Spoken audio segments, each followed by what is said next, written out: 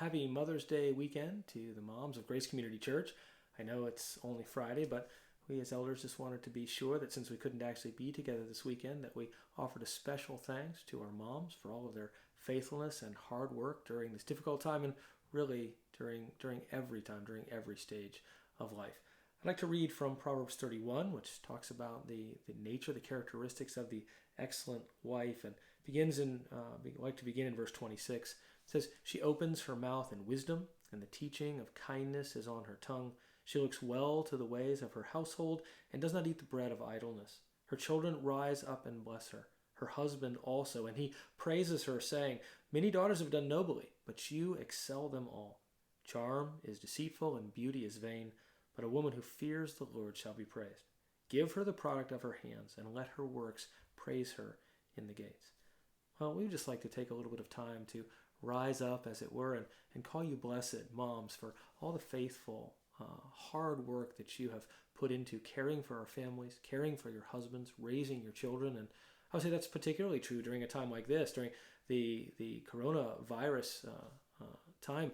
It's a burden of difficulty has fallen particularly on our moms, who some of whom have had children come home from school, and you've had to try to figure out how to school them.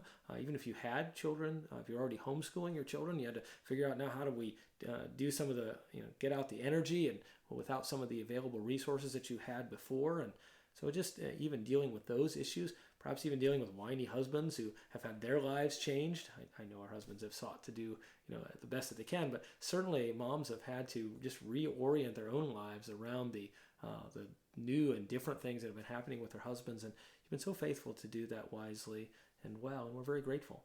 In a society that does not appreciate motherhood, we want to be so certain to applaud you for the strength that you have displayed, for the fact that you are helping to oversee your homes, bringing your children up in the discipline and instruction of the Lord, loving your husbands and loving the church, pouring your lives out into other people, even as you try to care for your own families, being aware of the things around you so that you can minister and serve faithfully.